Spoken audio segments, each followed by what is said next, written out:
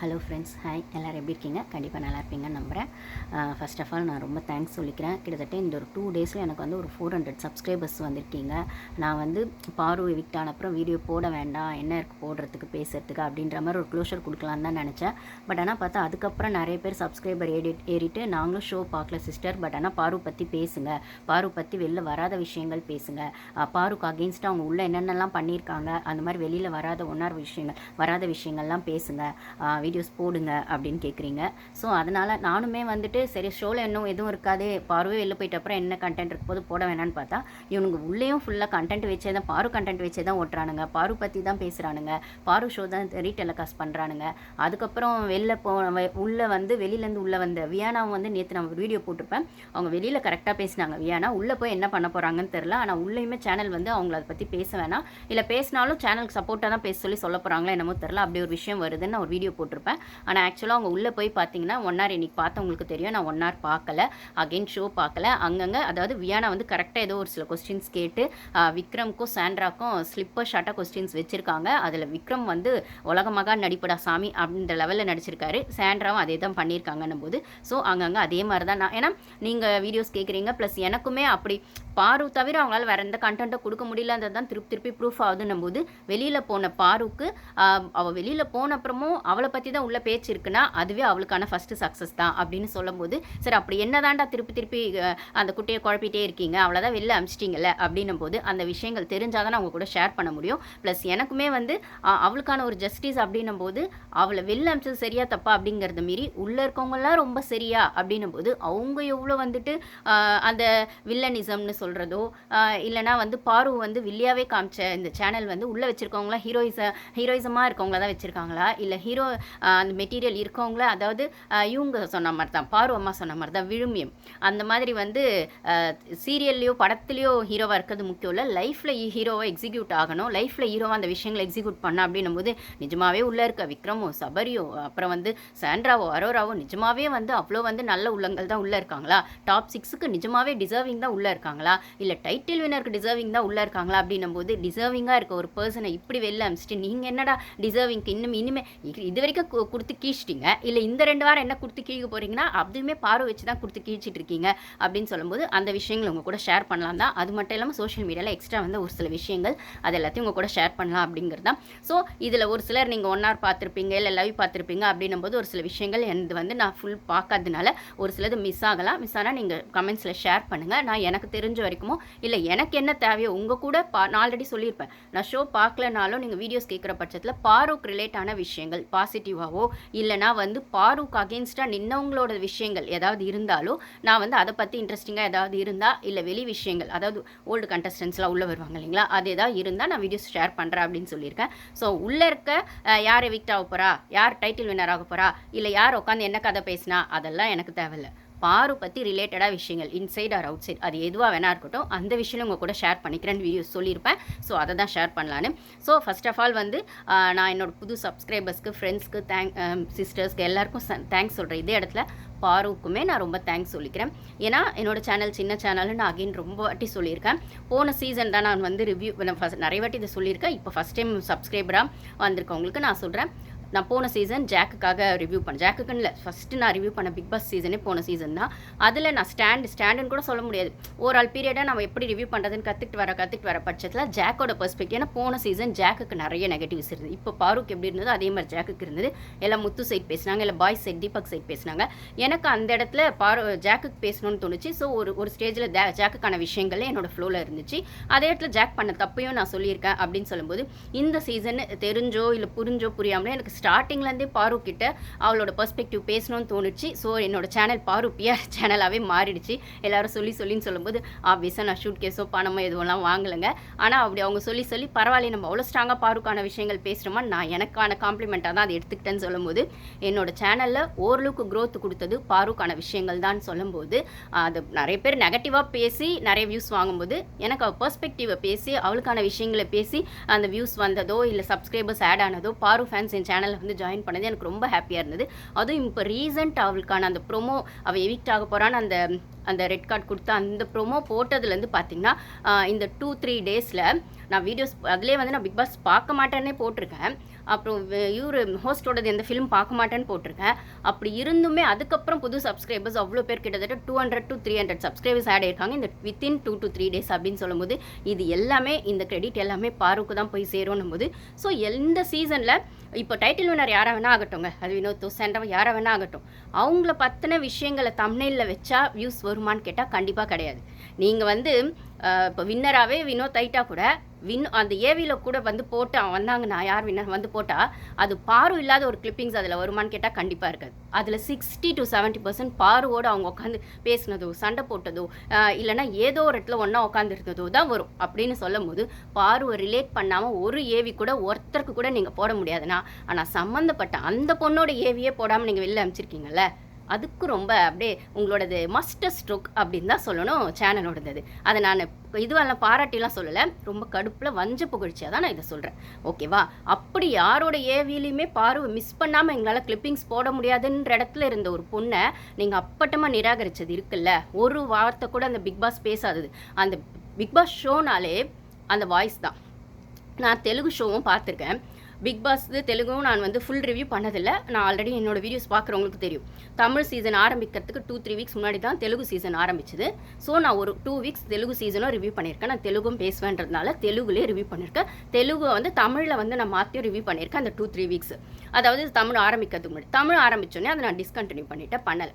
அப்போது நம்ம big pass voice மாதிரியே அங்கே தெலுங்கு பிக் பாஸ் வாய்ஸ் இருக்கான்னு கேட்குறப்போ அது அந்தளவுக்கு ஒரு அட்ராக்ஷனாக இருக்கிறது இல்லை, பெருசாக ஒன்றும் இல்லை. ஆனால் அவங்க வந்து டாஸ்க்கெல்லாம் வேறு லெவலில் இருக்கும், அவங்களோட ஸ்ட்ராட்டஜிலாம் வேறு லெவலில் இருக்கும், வேறு மாதிரி இருக்கும். இன்ஃபேக்ட் இன்னும் கேட்டால் இதை விட இன்னும் டாக்ஸிக்காகவே இருக்கும் அங்கே அப்படின்ற மாதிரி தான் நான் கற்றுக்கிட்டேன். அந்த டூ வீக்ஸ் நான் தெலுங்கு சீசன் பார்த்ததுலன்னு சொல்லும்போது நம்ம தமிழ் சீசனுக்கு மட்டும்தான் அந்த பிக் பாஸ் வாய்ஸுக்கு ஒரு யூனிக்னஸ் இருக்குது.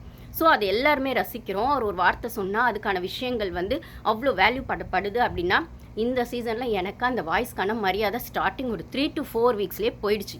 ஏன்னா இந்த சீசனில் அந்த வாய்ஸோட வேல்யூ வந்து ரொம்ப பார்ஷியலாக இருந்தது, ரொம்ப பாராபட்சமாக இருந்தது, ரொம்ப பாலிட்டிக்ஸாக இருந்தது.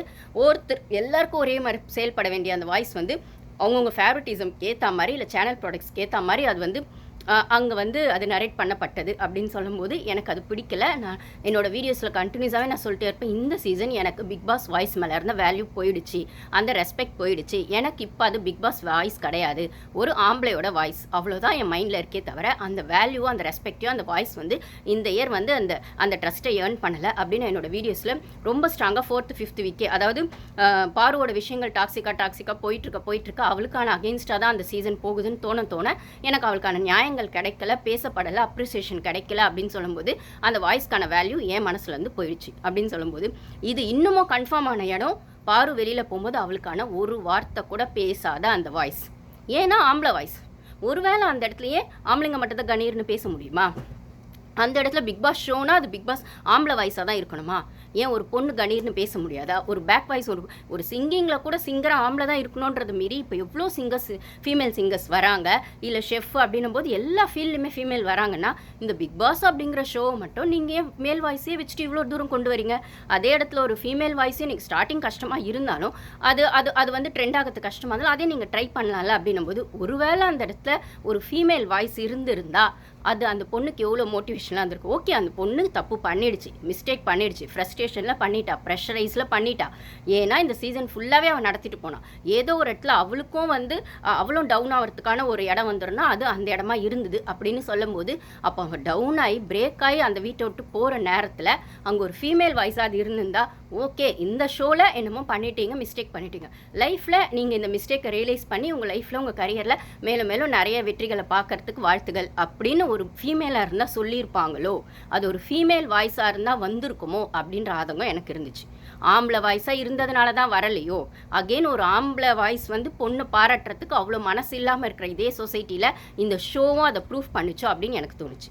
அதே வந்து ஹோஸ்ட் ஆம்பளையாக இருக்கிற பட்சத்துலையுமே தான் அந்த கிரெடிட் அவளுக்கு வரலையோ, இதே ரம்யா கிருஷ்ணன் மாதிரியோ இல்லை வேறு யாராவது ஃபீமேல் ஹோஸ்ட்டோ வந்திருந்தா ஏதோ ஒரு இடத்துலையாவது நீங்கள் நல்லா விளையாடுறீங்க, ஒரு ஸ்ட்ராங் விமனாக இருக்கீங்க, திருப்பி எழுந்து வர உங்களோட அந்த கட்ஸ் எங்களுக்கு பிடிச்சிருக்கு, நீங்கள் செய்கிற ஒரு சில விஷயங்களை மாற்றிக்கிட்டால் நீங்கள் வந்து சூப்பராக வந்து ஷைன் ஆகலாம் அப்படின்னு ஒரு அப்ரிசியேஷன் அந்த பொண்ணுக்கு கிடைச்சிருக்குமோ?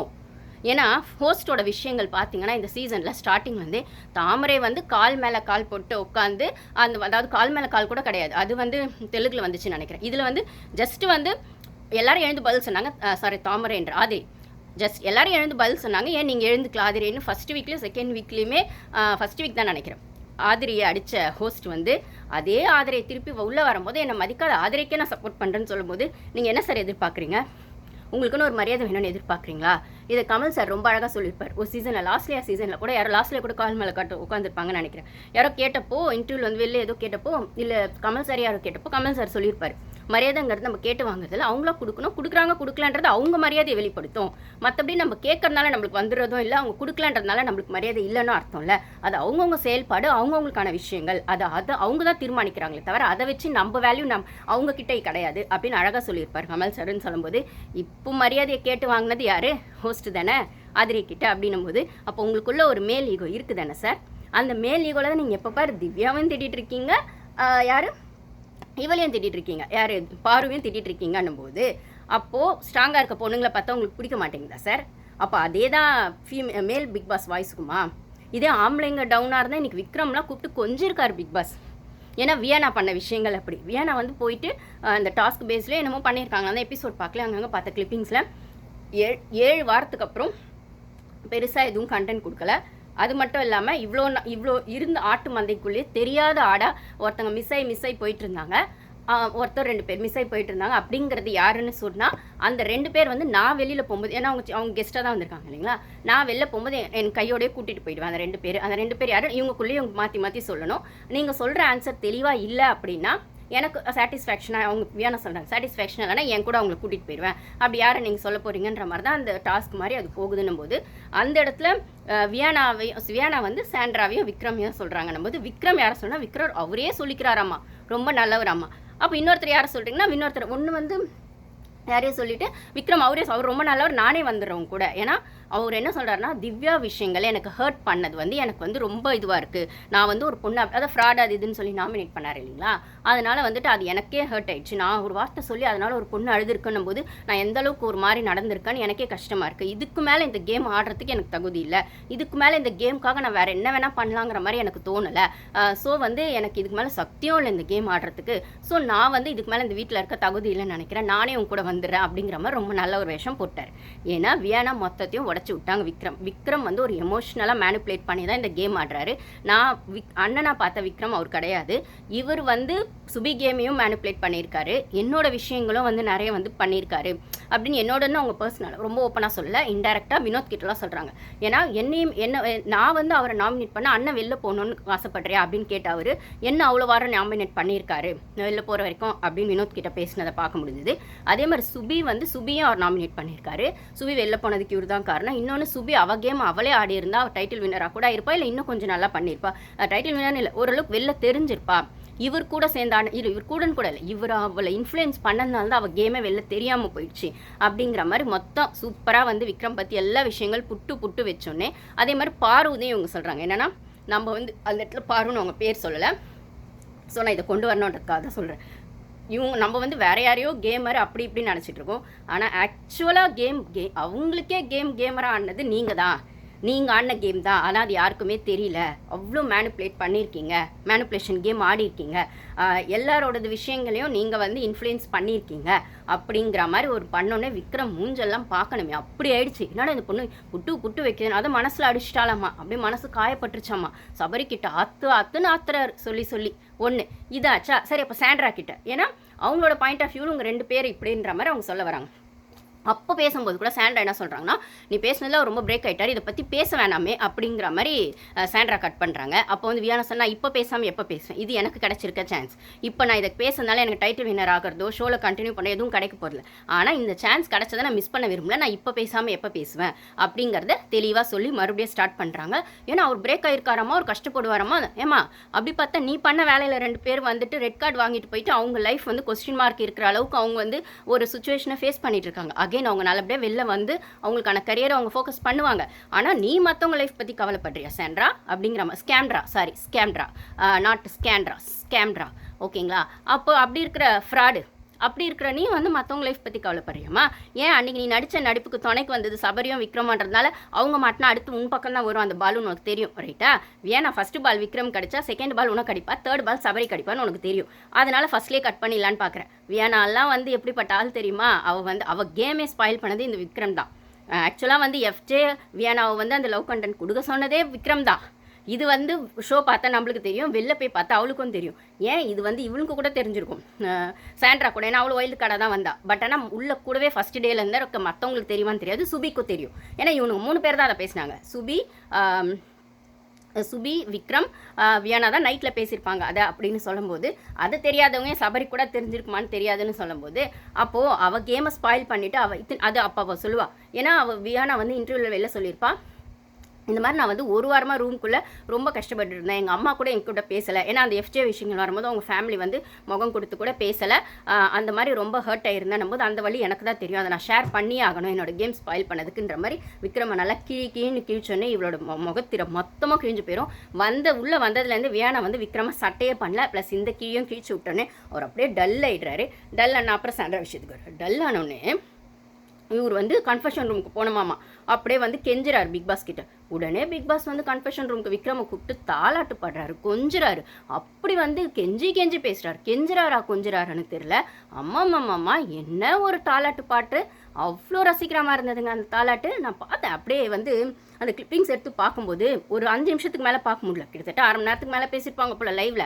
நம்ம எதுக்கு அதெல்லாம் பார்ப்பானே. சரி என்னதான் சொல்கிறாரு, ஏன்னா நீங்கள் வந்து பாருக்கிட்ட ஒரு வார்த்தை கூட பேசலை, இங்கே எத்தனை வார்த்தை பேசுகிறீங்கன்னு பார்க்கணும்ல, அதனால் பார்த்தேன். அப்படி பார்த்தா உடனே உள்ளே போய் உக்காந்தோடனே அந்த பிக் பாஸ் சொல்கிறான், இந்த மாதிரி வந்துட்டு நான் உங்ககிட்ட வந்து ஸ்டார்ட் பண்ணுறதுக்கு முன்னாடி ஒரு கிளாரிட்டி கொடுத்துட்றேன். நான் வந்து இந்த கேமில் இருக்க மாட்டேன், வெளியில் போகிறேன். எனக்கு வந்து இதுக்கு மேலே இந்த கேமில் நான் டிசர்விங் இல்லை. அப்படி ஏதாவது சொல்கிறதா இருந்தால் இப்போவே right now you can go out அப்படின்னு சொல்கிறார். இங்கிலீஷில் சொல்கிறார் சார், ரொம்ப தெளிவாக.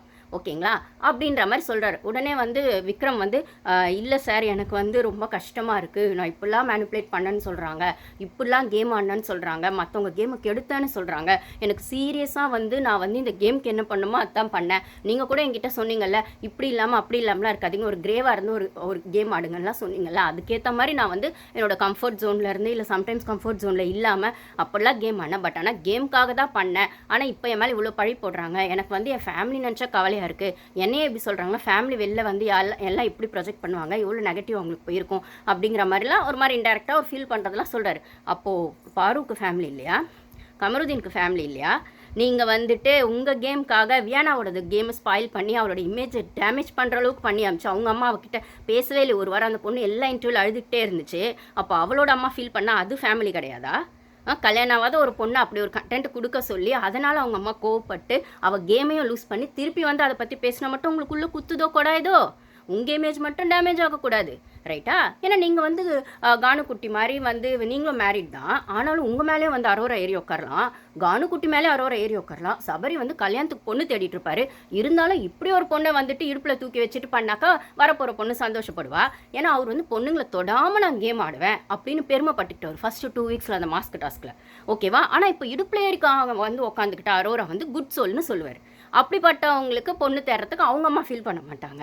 ஸோ நீங்கள்லாம் ஒரு நல்லவன்ற போர்மையில் நீங்கள் என்ன பண்ணாலும் இல்லை காமெடின்ற பேரில் என்ன பண்ணாலும் சரியாக போயிடும். பட் ஆனால் வந்து ஒரு சிலருக்கான விஷயங்கள், ஒரு சில ஃபேமிலிக்கான சுச்சுவேஷன்ஸ் அதை அவ்வளோ ஈஸியாக அக்செப்ட் பண்ணாதுன்னும் போது அவங்க ஃபேமிலி எப்படிப்பட்டது நான் ஏற்கனவே நான் சொல்லியிருப்பேன் ஃபஸ்ட்டு 2 வீக்ஸ்லேயே. நான் வந்து ஒரு மாடலிங் பண்ணுறதுக்கோ ஒரு சினிமா ஆக்ட்ரஸாக வர்றதுக்கோ இல்லை ஒரு சில விஷயங்கள் நான் வந்து கொஞ்சம் அந்த ட்ரெடிஷனுக்குள்ளேருந்து வெளில வந்து அந்த ட்ரெஸ்ஸிங் சென்ஸை மாறத்துக்கு நான் ரொம்ப கஷ்டப்பட்டிருக்கேன். நீ அப்போ எஃப்ஜே ஒரு வாட்டி அவளை கிண்டல் பண்ணியிருப்பான். அந்த ஸ்விம்மிங்லாம் அந்த இருக்கலாம், அந்த பாத் டப் இருக்கும்ல பிக் பாஸ் வீட்டில், அது நீங்களும் பார்த்துருப்பீங்க. அதில் வந்து சும்மா ஜாலியாக பண்ணிருப்பாங்க வியானா, ஆதிரே, இன்னும் ஒரு சிலர் நினைக்கிறேன். அப்போல்லாம் பண்ணிருக்கும் போது அப்போ கிண்டலாக ஒன்று சொல்லிடுவான் வியானாவை. அதுக்கு வந்து வியானா வந்து எஃப்ஜேவை கேட்பா, நீ பாட்டுக்கு அப்படி சொல்லிட்டு நான் இந்த இடத்துக்கு வரத்துக்கு என் ஃபேமிலிக்கிட்ட எவ்வளோ பர்மிஷன் வாங்கிட்டு எவ்வளோ வந்து முட்டி மோதி வந்திருக்கேன், நீ பாட்டுக்கு அப்படி சொல்லிட்டு என் ஃபேமிலி பார்த்தா ஃபீல் பண்ண மாட்டாங்களா அப்படின்னு சொன்ன ஒரு பொண்ணை அவன் கூடயே போய் லவ் கண்டென்ட் பண்ணு, ஒரு பொறிக்கு மாதிரி இருக்க வார்த்தை வந்து இது மாதிரி ஒரு க்யூட்டாக இருக்க ஒன்று பண்ணால் அது ஒரு லவ் கண்டென்ட் ஆகும்லாம் சொல்லி ஐடியா கொடுத்தது. எந்த அண்ணனாச்சும் அப்படி ஐடியா கொடுப்பானா? அதுவும் ஒரு ஷோவில். அவன் அந்த பொண்ணுக்கான அந்த பையனுக்கு பேர் கெட்டு போகாது, அந்த பொண்ணோட பேர் என்னவாகும்? இப்போது கமருதீன் பாருன்னு வரும்போது பாரு இது ட்ரூ லவ்வாகவே இருந்தாலே அவளுக்கு அவ்வளோ வந்து கேவலமாக போயிருக்கு, அவள் பேர் ரிப்பேர் ஆயிருக்கு அப்படின்னும் போது அதை அவள் ஃபேஸ் பண்ணுவா. ஆனால் பயந்தாங்கொழியாக இருக்கிறது கமருதீன் தான். எஃப்ஜே ஆதிரே விஷயங்களும் எஃப்ஜேவே ஆதிரே உண்மையாக லவ் பண்ணான். ஆனால் அந்த எஃப்ஜே தான் அவளை கேமுக்காக யூஸ் பண்ணிட்டு ஒன்று பண்ணா அப்படின்னும் போது இந்த மாதிரி ஒரு ஷோவில் ஒரு பொண்ணுங்களுக்கான பேர் வந்து அவ்வளோ டக்குன்னு ஜஸ்ட்டு நாக்கில் பல்லு போட்டு அது அப்படி பேசிடுவாங்க அப்படின்னும் போது எப்படா நீ அவ்வளோ ஃபேமிலி மேனாக இருந்து உனக்கு ஒரு தங்கச்சி இருந்தா நீ அப்படி சொல்லியிருப்பியா? உனக்கு ஒரு அக்கா